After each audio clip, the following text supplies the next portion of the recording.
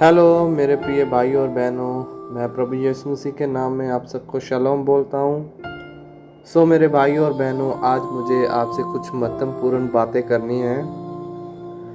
आपके जीवन में सबसे महत्वपूर्ण बात यह है कि आप मन फिराने के अर्थ को अच्छे से समझें, क्योंकि बहुत सारे हमारे मसीह समाज में जो क्रिश्चियन हैं वो लोग रिपेंटेंस के अर्थ को, मन फिराने के अर्थ को सही तरह से नहीं समझते हैं।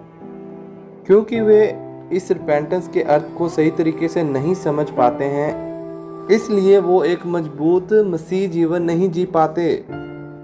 आप जानते होंगे, जैसा कि मिलिट्री में जब उनको परेड में ऑर्डर दिया जाता है कि पीछे मुड़, इसका अर्थ है कि आपको पूरी रीति से पीछे मुड़ जाना है। इसका अर्थ ये है कि आपको पूरी रीति से मुड़ना है। जहाँ पे आपकी पीठ थी उस तरफ आपने चेहरा करना है, और जहाँ पे आपका चेहरा था उस तरफ आपने अपनी पीठ करनी है। एग्जाम्पल के लिए, अभी आप मेरा वीडियो देख रहे हैं, अभी यहाँ से आप 180 डिग्री टर्न करेंगे तो आप मेरा वीडियो नहीं देख पाएंगे, और आप सिर्फ आपके पीछे की दीवार को ही देख पाएंगे, और जो भी आपके पीछे पड़ा है सिर्फ आप उसी को देख पाएंगे, और आप मुझे बिल्कुल नहीं देख पाएंगे। पर लेकिन अगर आप आधा मुड़ेंगे तो आप एक आंख से तो दीवार को देखोगे, एक आंख से मुझे मानी मेरी वीडियो को देखोगे। इस रीति से जब हम हर एक का जन्म इस संसार में होता है तो हमारी जो पीठ रहती है वो परमेश्वर की तरफ रहती है, और जो हमारा फेस होता है वो पूरे संसार की तरफ रहता है, यानी पाप की तरफ रहता है। और इसी कंडीशन में अगर आप चर्च जाते हो, प्रेयर करते हो, कलीसिया में जाते हो, तो आपको कोई भी फर्क नहीं पड़ने वाला है, और परमेश्वर आपको ना ही कोई वरदान, ना ही कोई उपहार दे पाएगा जो आपको वो देना चाहता है। अगर कोई मेरी पीठ के पीछे खड़ा है या बैठा है और वो मुझे मेरा नाम लेके बोलता है, ब्रदर मैं आपको एक गिफ्ट देना चाहता हूँ, तो सबसे पहला काम क्या होगा? यही कि मुझे पीछे मुड़ना है और उसकी ओर अपने मुख को, अपने फेस को करना है। तभी मैं उस उपहार को, उस गिफ्ट को मैं ले पाऊंगा जो उसने मुझे देना है। मैं नहीं कह सकता कि हाँ पीछे रख दो, मैं बाद में ले लूँगा, और ना ही आप उसको ऐसे हाथ पीछे करके बोल सकते हो कि हाँ मुझे यहाँ पे दे दो। और अगर वो गिफ्ट कोई महत्वपूर्ण पर्सन आपको दे रहा है, इंपॉर्टेंट पर्सन आपको दे रहा है, स्पेशल पर्सन आपको दे रहा है, और आप जानते हो कि इस संसार का सबसे महत्वपूर्ण पर्सन जो है वो परमेश्वर है, तो इसीलिए सबसे पहले आपको अपना मुख उसकी तरफ करके परमेश्वर की तरफ करना है, तभी आप अपना गिफ्ट ले सकते हो उससे। और मैं आपको बताता हूँ कि मुड़ करके परमेश्वर की तरफ फेस करना, उसका सामना करना, ये नहीं है कि आप सिद्ध हो चुके हैं, और ना ही इसका मतलब ये है कि आपने अपनी सारी पाप वाली आदतों को छोड़ दिया है। इसका मतलब ये है कि आपने अपनी पीठ पाप की तरफ कर दी है, और आप चाहते हैं कि आप पाप दोबारा नहीं करना चाहते हैं। और इसी का असली मतलब होता है मन फिराना। हमें अपने पास्ट के पाप के बारे में सोच के दुख होता है, शोक होता है, बट ये कोई मुख्य बात नहीं है। It is not a important thing. वैसे ही अगर आपने अपने माता पिता को, जिन्होंने आपके लिए इतना कुछ किया है, चोट पहुंचाते हो तो आपको दुख होगा। और ठीक उसी तरह जब आपको लगता है कि आपने बहुत सारी रीति से परमेश्वर को चोट पहुंचाई है तो आपको दुख होता है, पर यह भी कोई इम्पोर्टेंट मुख्य बात नहीं है। ऐसे ही अगर मैं पाप के लिए दुख मनाऊं कि मैंने पाप किया है, पर मैं उससे मन नहीं फिराता और उसी की तरफ मुख करके रखता हूं, तो मैंने मन नहीं फिराया। जैसे हर एक चोर जब पकड़ा जाता है वे अपनी चोरी के लिए पछताता है। यहाँ तक कि हत्यारा भी जब वो पकड़ा जाता है तो वो अपने हत्या करने के लिए पछताता है, सॉरी बोलता है। और मैं आपको बताना चाहता हूँ कि पश्चाताप मन फिराना नहीं होता है। मैं भी कई बार अपने पापों के जो परिणाम निकलते हैं, जो उनका मैं आगे नतीजा देखता हूँ, मैं उसके लिए पछताता हूँ, पर इसका मतलब ये नहीं है मैं उस पाप से निकलना चाहता हूँ। वाकई मैं उस पाप से निकलना चाहता हूँ, और मैं चाहता हूँ कि इन दोनों बातों के बीच में जो अंतर है आप उस चीज़ को समझें। पहली बात है कि मैं आगे से कभी भी पाप नहीं करूँगा, और दूसरी बात है कि मैं आगे से पाप नहीं करना चाहता हूँ। क्या आप इन दोनों बातों के बीच में अंतर जानते हैं? बहुत सारे लोग ये मानते हैं, ये समझते हैं कि रिपेंटेंस का मतलब है कि मैं ये बोलूं कि मैं आगे से पाप नहीं करूंगा, कोई भी क्रिश्चियन, कोई भी मसीही अपने ज़िंदगी के अंतिम टाइम तक ये नहीं बोल सकता कि मैं आगे से पाप नहीं करूँगा, और ये बिल्कुल असंभव है, ये नहीं हो सकता। और यहाँ देखने समझने वाली बात है कि मान लीजिए मैं अपनी कॉन्शियस में बहुत सारे पाप नहीं करता, अपनी चेतन अवस्था में बहुत सारे पाप नहीं करता, पर अपनी अनकॉन्शियसनेस में मैं बहुत सारे ऐसे पाप कर लेता हूँ जो परमेश्वर के स्वभाव के अकॉर्डिंग नहीं है। इसीलिए कोई भी मनुष्य नहीं कह सकता कि मैं आगे से पाप नहीं करूँगा।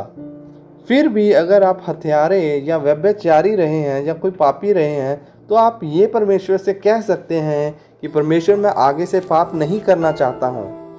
और अगर आपको फील होता है कि आप यहाँ बैठे सभी जवान भाइयों में से सबसे गंदे पापी हो, बहुत ही घृणित पापी हो, इसके बावजूद भी आप कह सकते हैं परमेश्वर से कि परमेश्वर मैं आगे से पाप नहीं करना चाहता हूँ। और मेरे भाइयों और बहनों, ये बहुत ही इम्पोर्टेंट, महत्वपूर्ण है कि आप समझें कि रिपेंटेंस, मन फिराना क्या है। और आपको पता है यही सबसे बड़ा कारण है, बहुत मसीहों के पास ये आश्वासन ही नहीं है कि उनकी साल्वेशन होगी या नहीं होगी, वो कंफ्यूज हैं। और यही बड़ा कारण है कि बहुत सारे मसीही लोग आत्मिक रूप से प्रकृति और उन्नति नहीं कर पाते, और इसीलिए बहुत सारे भाई बहन जो एक हफ्ते के बाद फिसल जाते हैं, फिर पाप में गिर जाते हैं अनकॉन्शियसली, और वो सोचते हैं कि शायद मैंने अच्छे तरह से मन नहीं फिराया, रिपेंटेंस नहीं की, इसलिए ऐसा हो गया, और जिससे वे निराश हो जाते हैं। और अगर आप फिसल करके गिर गए हैं तो इसका मतलब ये नहीं है कि आप पाप नहीं करेंगे, आप पाप में गिर गए हैं और आप पाप अभी भी नहीं करना चाहते हैं। और इसका मतलब ये नहीं है कि आप पाप करना चाहते थे इसलिए आप पाप में गिर गए हैं। ये बिल्कुल उसी तरह से है जैसे कि आप रोड पे चल रहे हैं और अचानक गिर जाते हैं। इसका मतलब ये नहीं कि आप गिरना चाहते थे इसलिए आप रोड पे गिर गए। और वैसे जब आप रोड पे अचानक गिर जाते हो तो आप उठ के खड़े हो जाते हो, आप वहाँ पे गिर के निराश नहीं बैठ जाते हो, अब तो मैं गिर गया उठ नहीं पाऊंगा। आप उठते हो, चलते हो, और ऐसा कभी नहीं सोचना कि रिपेंटेंस होने के बाद, रिपेंट करने के बाद आप पाप बिल्कुल नहीं करोगे।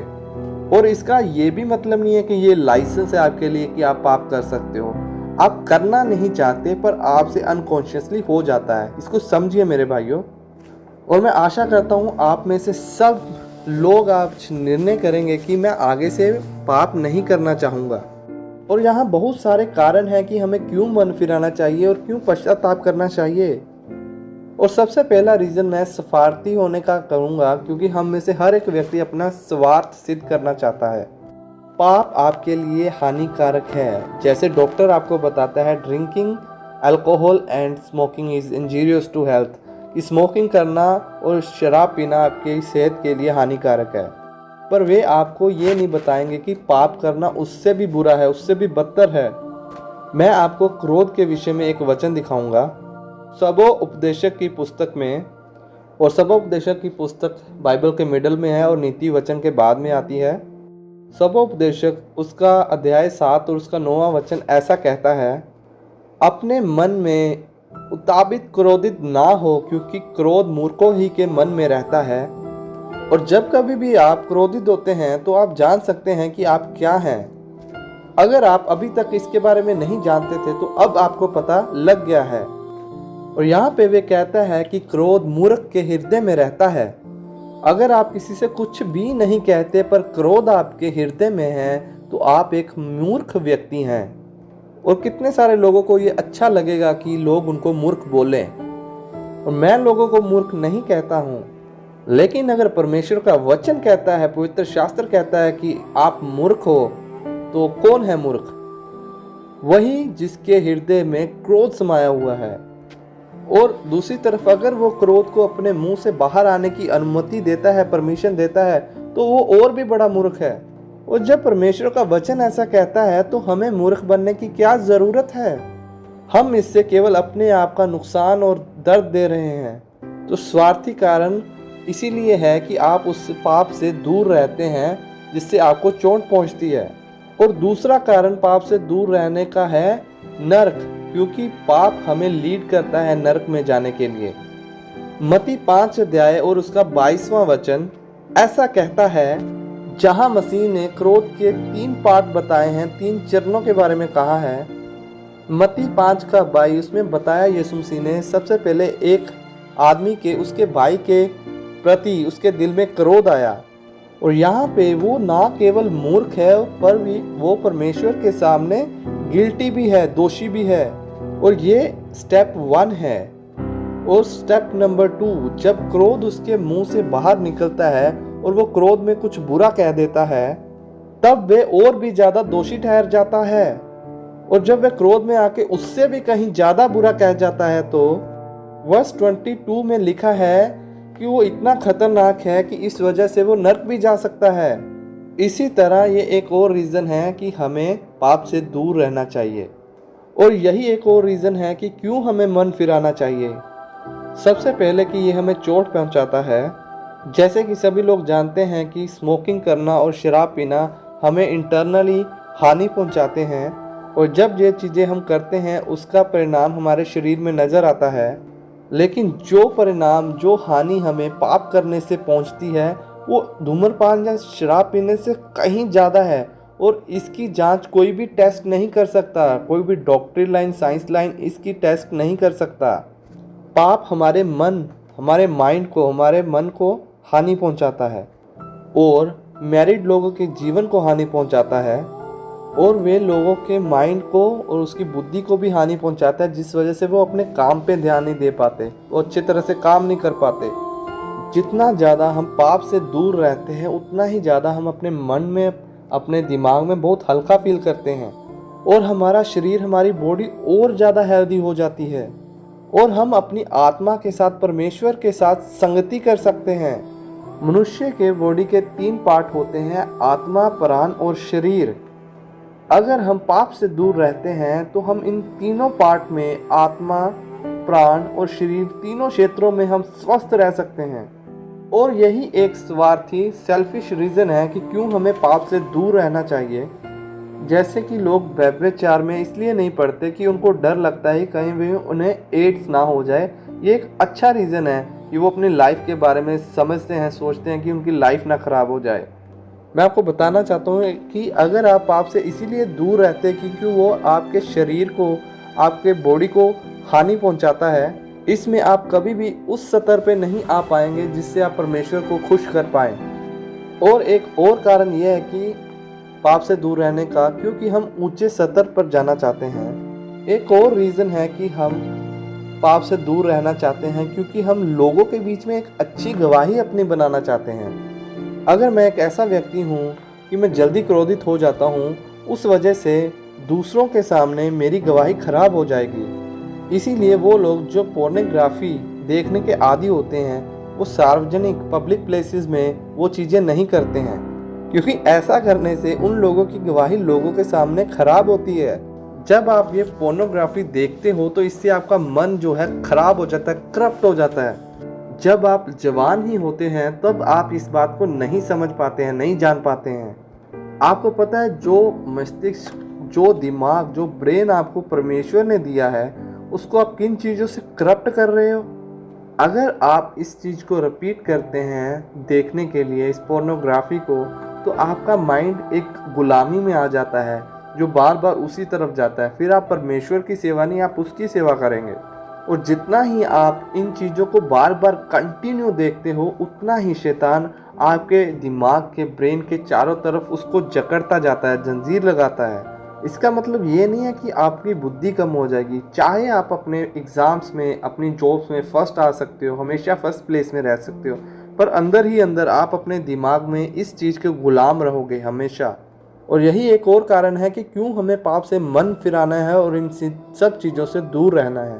और यहाँ पे और बहुत सारे कारण हो सकते हैं पाप से दूर रहने के लिए। और सबसे महत्वपूर्ण कारण पाप से दूर रहने का वो यह है कि परमेश्वर ने हमसे इतना प्यार किया कि उसने अपना इकलौता बेटा नीचे, अर्थात परमेश्वर देह के रूप में नीचे पृथ्वी पे हमारे बीच आ गया, हमारे पापों की सजा अपने ऊपर लेने के लिए।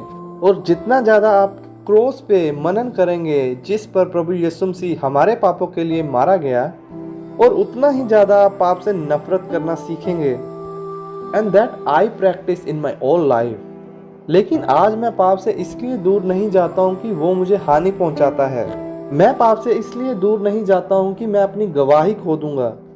मैं पाप से इसलिए भी दूर नहीं जाता हूँ कि मैं उसका गुलाम बन जाऊंगा, और मैं इसलिए दूर जाता हूँ पाप से क्योंकि मैंने देखा कि क्रॉस पे प्रभु यीशु मसीह किन दुखों में होके से निकला ताकि मैं पापों से क्षमा पा सकूं। And that's the thing has changed my life. आप बहुत सारे अद्भुत संदेशों को सुन सकते हैं, लेकिन अगर आपने सही तरीके से मन नहीं फिराया तो आप अपनी आत्मिक जिंदगी में कभी भी तरक्की नहीं कर सकते, और ये एक ऐसी चीज होगी जो आपकी आत्मिक प्रकृति में हमेशा बाधा उत्पन्न करेगी। तो इसलिए हमें इस बात को सोचना है कि कलवरी की सलीब पे प्रभु यीशु मसीह के साथ क्या हुआ। और जो मैं आपको कह रहा हूँ आपको ऐसा लगेगा कि ये तो सिर्फ एक स्टार्टिंग उपदेश है जैसा कि हम सुनते हैं, पर मैं यही जानता हूँ, यही समझता हूँ कि यही एक महत्वपूर्ण उपदेश है, यही एक इम्पोर्टेंट थिंग है कि जो लोगों को सही तरीके से समझना चाहिए। जैसे कि एक बिल्डिंग में उसकी सबसे महत्वपूर्ण चीज उसकी फाउंडेशन होती है, उसकी नींव होती है, ना कि उसका पेंट, ना कि उसकी ईंटें। जैसे कि अब आपके घर में आप बैठे हो, आपको लगता है कि आप इतने सेफ बैठे हो, किस लिए? ये आप उस छत की वजह से है या उस दीवारों की वजह से? नहीं, ये उस फाउंडेशन की वजह से, उस नींव की वजह से जो जमीन के अंदर डाली गई हैं। अगर ये नींव रीजन ना होती, अगर ये नींव कमजोर होती तो ये अब तक ये इमारत कई जगह से बिखरी पड़ी होती। उसी तरीके से ये सब आपके जीवन में भी है, आपको एक अच्छी नींव की ज़रूरत है। और यहाँ पर बहुत सारे मसीह लोग हैं जिनकी अच्छी नींव नहीं है, यहाँ तक कि 10 वर्ष बीतने के बाद उन लोगों के बीच में भयंकर मुसीबतें आने लगती हैं। उन लोगों की मैरिज होती है और मैरिज के बाद गंभीर समस्याएं आने लगती हैं। ये वैसा ही है जैसे कि 10 मंजिला इमारत है और उसके 6 या 7वें माले पर क्रैक आ जाना, और आप ऐसा सोचते हैं कि भाई ये क्रैक कैसे आ गया। और आपको समझ जाना चाहिए कि ये समस्या जो है उस माले में नहीं है, उस फ्लोर पे नहीं है, ये उस नींव में है जो कमज़ोर है। और 10 साल बिता चुके परमेश्वर में आफ्टर मैरिज अगर प्रॉब्लम आती है तो वो समस्या उसके इसलिए नहीं है कि वो परमेश्वर में है, वो इसलिए है कि उसने उस समय में अच्छे तरह से पश्चाताप, रिपेंटेंस नहीं की। इसलिए मैं आप सभी को कहता हूँ आज कि आप सभी अच्छी रीति से अपना मन फिराव करें। और मैं आपको बताता हूँ कि मन फिराने के लिए 6 महीने 1 साल का समय नहीं लगता, ये आप अभी इसी समय कर सकते हो। क्योंकि आप ऐसा नहीं कह रहे कि आप पाप नहीं करेंगे, आप ऐसा कह रहे हैं कि आप पाप नहीं करना चाहते हैं। आप ये नहीं कह रहे हो कि आप दौड़ के अंत में पहुंच गए हो, आप ये कह रहे हैं कि अभी आपने दौड़ना आरंभ किया है। आप मेरे भाइयों और बहनों के समान हैं, इसलिए मैं आपको कहता हूं कि आप पाप से पूरी रीति से मन फिराएं। मैं आपको समझाना चाहता हूं कि यीशु मसीह के साथ क्रूस पे क्या हुआ, और इस विषय में मैं हर जगह पे बातचीत करता हूं, क्योंकि बहुत सारे लोग हैं जिन्होंने इस बात को नहीं समझा है। और आप में से बहुत लोगों ने मुझे सुना होगा इस बारे में, पर आप आज फिर सुने। और जिन्होंने इस बात को नहीं सुना, फर्स्ट टाइम सुन रहे हैं, वो इसको ध्यान से सुने। और वो कौन सा दंड है जिसको परमेश्वर ने मनुष्य के पाप के लिए ठहराया है। पुराने नियम में बाइबल बताती है हर एक मनुष्य जो वो पाप करता है वो मारा जाएगा। लेकिन हम देखते हैं कि हर व्यक्ति एक दिन मर जाता है, और वे लोग भी जो अच्छा जीवन जीते हैं वे भी मर जाते हैं। और यहाँ पे वे आत्मिक मृत्यु के बारे में बात कर रहे हैं, जो कि शारीरिक मृत्यु से बिल्कुल अलग है। रोमियो की पत्री उसका 6 अध्याय और 23 वचन देखिए। वहाँ पे पौल कहता है पाप की मजदूरी तो मृत्यु है। और आप बताइए ये कौन सी मृत्यु है जिस बारे में वे बात कर रहा है? ये शारीरिक मृत्यु नहीं है, क्योंकि शारीरिक मृत्यु तो हर किसी को आती है। संसार का सबसे पवित्र व्यक्ति भी एक दिन मर जाता है। और यहाँ पे बात हो रही है आत्मिक मृत्यु की। आत्मिक मृत्यु ये होती है कि परमेश्वर से अलग कर दिया जाना। आपको पता है परमेश्वर जीवन है, और जीवन पाने के लिए हमको परमेश्वर के साथ जुड़ना होगा। ये वैसा ही है जैसे आप किसी प्लग को सॉकेट में डालते हैं और तुरंत लाइट आ जाती है। ठीक उसी प्रकार जब हम परमेश्वर से जुड़ते हैं तो हम में जीवन आता है, और परमेश्वर संपूर्ण रूप से पवित्र है। यहाँ तक कि एक छोटा सा पाप भी हमें परमेश्वर से दूर कर देता है। और इसी बात को तो हम उत्पत्ति 3 अध्याय में पढ़ते हैं कि कैसे आदम और हवा ने पाप किया। उन दोनों ने सिर्फ एक ही पाप किया था, सिर्फ एक ही चीज जिसको परमेश्वर ने करने से मना किया था, उन्होंने वही किया, और सिर्फ एक पाप की वजह से वो उस अदन के बाग मतलब पैराडाइज से बाहर निकाल दिए गए। और ये बाइबल की शुरुआत में ही लिखा है, आप पढ़ सकते हैं। और ये सब हमें क्या सिखाने के लिए लिखा गया है। परमेश्वर आदम से इतना प्यार करता था कि उसने उसके लिए स्वर्ग और पृथ्वी की रचना की। उसने स्वर्ग और पृथ्वी की रचना स्वर्गदूतों के लिए नहीं की थी। जो भी पृथ्वी पर और उसके ऊपर चांद सितारे सब कुछ, और फल फ्रूट और जितने भी जानवर थे, और तब वे जानवर वाइल्ड नहीं थे, वो जंगली नहीं थे, काटते नहीं थे, वो सब पालतू थे। और वो सब किसके लिए? आदम और ईव के लिए बनाया था। और वो कितना प्रेमी पिता था जिसने ये सब कुछ अपने बच्चों के लिए तैयार किया था। कोई भी संसारिक पिता अपने बच्चों से इतना प्यार नहीं कर सकता जितना परमेश्वर ने आदम और ईव से किया। पर क्यों परमेश्वर ने अपने बेटे और बेटी को अपनी उपस्थिति से बाहर निकाल दिया? आखिर क्यों और कितने पापों के लिए? सिर्फ एक पाप के लिए। इसलिए हम कह सकते हैं कि क्या परमेश्वर उन्हें माफ नहीं कर सकता? क्या परमेश्वर ऐसा नहीं कह सकता था, चलो कोई बात नहीं, तुम यहीं रहो, कुछ नहीं होता? जैसे आप घर में कोई प्लेट या कप तोड़ देते हैं, उसकी वजह से आपके पेरेंट्स, मम्मी या पापा आपको घर से बाहर नहीं निकालते हैं, तो आपके पेरेंट्स बोलेंगे इट्स ओके फाइन, हम दूसरी प्लेट खरीद लेंगे, ये कोई बड़ी बात नहीं है। अगर पाप करना भी उस प्लेट तोड़ने के ही बराबर होता तो परमेश्वर उनको माफ कर देता। लेकिन पाप करना मनुष्य का 100 हत्या करने से भी गंभीर माना जाता है। मैं फिर से दोहराता हूँ कि पाप करना आपके 100 हत्या करने से कहीं ज़्यादा गंभीर और गंदा माना जाता है। हो सकता है कि आप इस बात को अभी नहीं समझ रहे हो, पर मैं समझता हूँ। आज मसीहों की सबसे बड़ी प्रॉब्लम यही है कि वो पाप को गंभीरता से बिल्कुल नहीं लेते, और वे पाप को ऐसे ही लेते हैं जैसे कि एक प्लेट टूट जाती है। और पाप करना कोई छोटी गलती नहीं है। अगर ये एक छोटी सी ही गलती होती तो हमारा परमेश्वर पिता हमें कब का माफ कर देता। और ये सच है कि आदम और हवा अदन की वाटिका में से लात मार के बाहर निकाल दिए गए। ये हमें एक सबक सिखाता है कि पाप बहुत ही सीरियस है, बहुत गंभीर है। और आप वे बाकी सब चीज़ें देखें जो पाप करने के बाद उसके परिणाम में उत्पन्न हुआ। जो पृथ्वी थी वे कांटों से भर गई, और पृथ्वी के ऊपर एक श्राप आ गया। और जो शेर और भालू थे वे जंगली जानवर बन गए। सांप जो थे वो जहरीले हो गए। और जितने भी जंगली जानवर और जो जहरीले कीड़े थे वो सिर्फ एक पाप करने से ही उत्पन्न हुए। कल्पना कीजिए कि एक पाप ने इस इतनी सुंदर पृथ्वी को करूप और इतना ज़्यादा श्रापित कर दिया। और ये सब बाइबल के स्टार्टिंग में इसलिए लिखा गया है कि ये हमें सबक दे, हमें पढ़ाए कि पाप करना कितना ज़्यादा गंभीर और सीरियस है। पाप के कारण ही मनुष्य की देह धीरे धीरे बीमारी के कारण सड़ने लगती है। पाप ही की वजह से हर एक मनुष्य मर जाता है। मैं ये नहीं कहता हूँ पाप ही एक रीज़न है जिसकी वजह से मनुष्य के शरीर में बीमारी आती है, बट रीज़न की मौत जो है वो पाप ही की वजह से मनुष्य के जीवन में आई। पहले परमेश्वर ने मौत नहीं बनाई थी। और उत्पत्ति 3 अध्याय से सबसे पहली बात हम यही सीखते हैं कि पाप कितना गंभीर है। जब परमेश्वर ने आदम और ईव को बनाया तो उनको कहा कि आपने संतान उत्पन्न करनी है, लेकिन तब पाप से पहले उसको बिना पेन के बच्चों को उत्पन्न करना था, क्योंकि दर्द पेन तो परमेश्वर ने उनके लिए बनाई ही नहीं थी। लेकिन पाप करने के बाद परमेश्वर ने कहा कि तुमको संतान उत्पन्न करने में एक भयानक दर्द पैदा होगा। और हर स्त्री को बहुत दर्द होता है जब वो एक बच्चे को जन्म देती है। वे दर्द बिल्कुल मृत्यु के समान होता है। आप दुनिया में कितनी सारी बीमारियां, कैंसर और बहुत सारी डिजीजेस देख सकते हैं। वो कहाँ से आई? वो सिर्फ एक पाप की वजह से आई।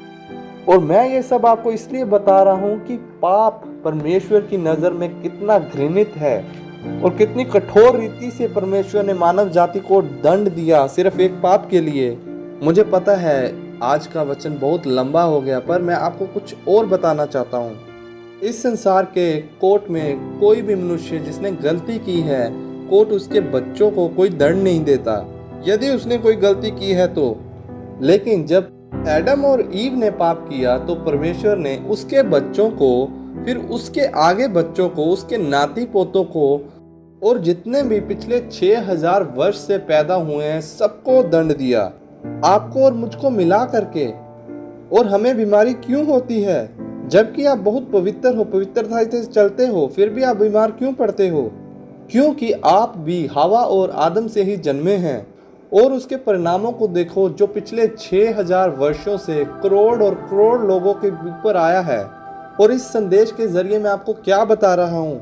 मैं आपको ये बता रहा हूँ कि पाप कितना गंभीर है और कैसे परमेश्वर पाप से नफरत करता है, और इसीलिए उसने कितना भयानक दंड दिया पाप के लिए। और मैंने कभी नहीं सुना कोई किसी को उसकी एक गलती के लिए उसके बेटों को, उसके बच्चों को, उसके आगे पोतों को, नाती पोतों को दंड देता है। और इसमें से सबसे ज्यादा प्रेम करने वाला तो हमारा पिता परमेश्वर ही है, और वे इतनी कठोरता से दंड देता है। और ये हमें ये दर्शाता है कि कितना गंभीर भयानक है पाप करना।